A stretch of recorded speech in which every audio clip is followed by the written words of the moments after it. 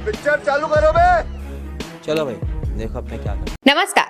बिहार में चुनाव से पहले सभी दल खुद को मजबूत करने में लगे हुए हैं। इसी बीच महागठबंधन जिसमें आरजेडी और कांग्रेस शामिल हैं, उसके साथ एक और बड़ा दल जुड़ सकता है। अब वो दल कौन सा होगा और वो दल जुड़ने के बाद भाजपा की टेंशन भी बढ़ाएगा, इस पर हम बात करेंगे। हमारे साथ चंद्रकांत जी मौजूद हैं। चंद्रकांत जी, महागठबंधन को मजबूती देने के लिए अब एक और दल जुड़ने वाला है, वो दल कौन सा है और वो भाजपा की टेंशन कैसे बढ़ा सकता है?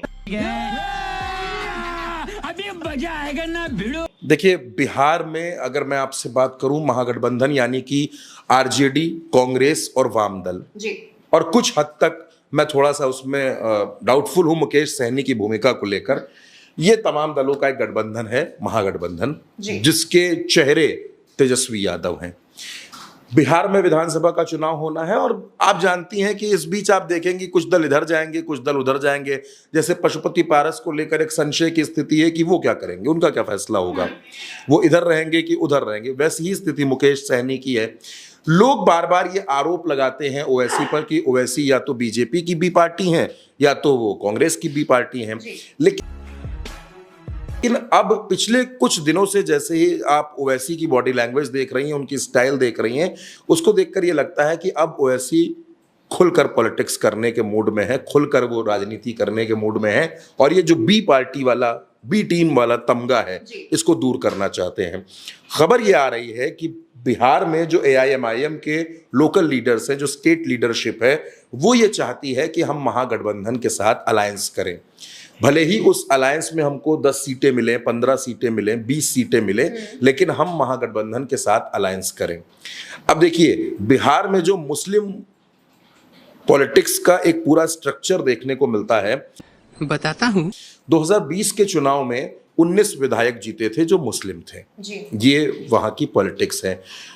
करीब 24 से 30 सीटें ऐसी हैं जहां पर मुस्लिम मतदाता 20% के आसपास है और 11 विधानसभा सीटें ऐसी हैं जहां मुस्लिम वोटर्स 40% के आसपास है। यानी एक तरीके से निर्णायक है। और खास तौर पर मैं इसमें आपसे कहूं कि सीमांचल और कोसी की जो बेल्ट है, यानी दरभंगा, समस्तीपुर, अररिया, किशनगंज, पूर्णिया, ये जो बेल्ट है, यहाँ पे मुस्लिम वोटर्स निर्णायक होते हैं, यानी कई सीटों पर चुनाव जिताने और हराने की क्षमता रखते हैं। ये बड़ी अच्छी बात कही आप। अगर 20-22 सीटों पर भी मुस्लिम वोटर्स जिताने हराने की क्षमता रखते हैं तो इसका मतलब है कि बहुमत का सारा खेल वहां पर फंसा हुआ है, क्योंकि बिहार 122 सीटों पर बहुमत है। बहुत, मैं आपसे कह सकता हूं कि इस बार का बिहार का इलेक्शन, तमाम इलेक्शन जितने आपने देखे होंगे बिहार में, उससे ज्यादा दिलचस्प होने वाला है बिहार का चुनाव।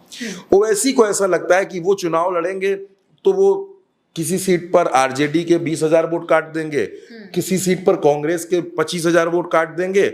होगा ये कि ओवैसी भी हारेंगे, महागठबंधन भी हारेगा और बीजेपी जीतेगी और जो सरकार बनाने की प्रक्रिया है उसमें वो आगे बढ़ेगी। इस वजह से ओवैसी की पार्टी को ऐसा लगता है कि अगर हम अलायंस कर लें, अगर हम तेजस्वी यादव के साथ, कांग्रेस के साथ अलायंस कर लेते हैं बिहार में, तो हमको सीटें मिलेंगी। वो सीटें कम ज्यादा हो सकती हैं। मतलब अगर हम 15 सीटें मांग रहे हैं, महागठबंधन हमको 12 सीटें दे रहा है, तो ठीक है, उसमें एक बीच का रास्ता निकाला जाएगा। लेकिन ये फायदेमंद है सभी के लिए। इस सज्जन को क्या तकलीफ है भाई? तेजस्वी के लिए भी, कांग्रेस के लिए भी और एआईएमआईएम के लिए भी। और एआईएमआईएम के लिए इस वजह से भी कि अगर वहां सरकार बनाने की स्थिति बनती है तो कम से कम 2 मंत्री तो ओवैसी की पार्टी के बन ही जाएंगे और फिर ओवैसी के लिए एक रास्ता खुलेगा खुद को मजबूत करने का।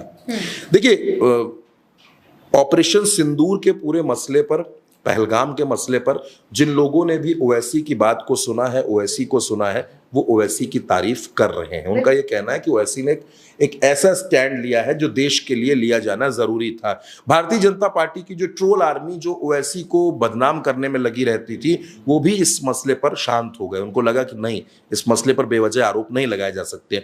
तो एक तो ओवैसी के साथ वो मैटर है। दूसरा, असदुद्दीन ओवैसी अगर सीरियसली इस मैटर पर सोच रहे हैं, इस पर ये सोच रहे हैं कि हम क्या महागठबंधन के साथ जा सकते हैं, क्या हम कांग्रेस के साथ जा सकते हैं और अलायंस करके हम भारतीय जनता पार्टी को या जेडीयू को या उस पूरे अलायंस को, एनडीए को सत्ता में आने से रोक सकते हैं। अगर हम रोक सकते हैं तो हमें महागठबंधन के साथ आना चाहिए। बात तो सही है। और इसी को लेकर बिहार में ओवैसी की पार्टी विचार कर रही है। कल की तारीख में क्या होगा इस बारे में कुछ कह पाना मुश्किल है, लेकिन इस बात के संकेत बिहार से जरूर मिल रहे हैं कि ओवैसी की पार्टी एआईएमआईएम महागठबंधन का हिस्सा बन सकती है।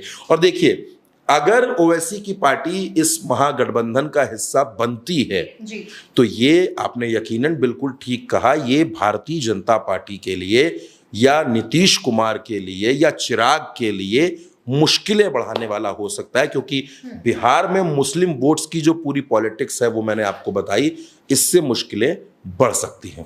बिल्कुल। और देखा जाए तो जिस तरीके से नीतीश कुमार के अगर आप पॉलिटिक्स देखेंगे तो वो काफी हद तक मुस्लिम वोट के सहारे भी जीतते आए हैं, सरकार बनाते आए हैं, सीएम बनते आए हैं। ऐसे में अगर एआईएमआईएम अलग से चुनाव ना लड़के महागठबंधन में शामिल होती है तो एक बड़े मार्जिन से वोट बैंक में बंटवारा होगा और जाहिर तौर पर वो जो वोट बैंक है वो एआईएमआईएम या फिर असदुद्दीन ओवैसी के पक्ष में जा सकता है, जिसकी संभावनाएं भी लगाई जा रही हैं। अब देखने वाली बात होगी कि कब इसका ऑफिशियल अनाउंसमेंट किया जाता है कि महागठबंधन में ओवैसी की पार्टी शामिल हो रही है, और इसको लेकर के बीजेपी और जेडीयू की तरफ से क्या बयानबाजियां होती हैं, ये भी फिलहाल देखना होगा। आप क्या सोचते हैं, आपकी क्या राय है, या फिर आप bye bye tata goodbye गया।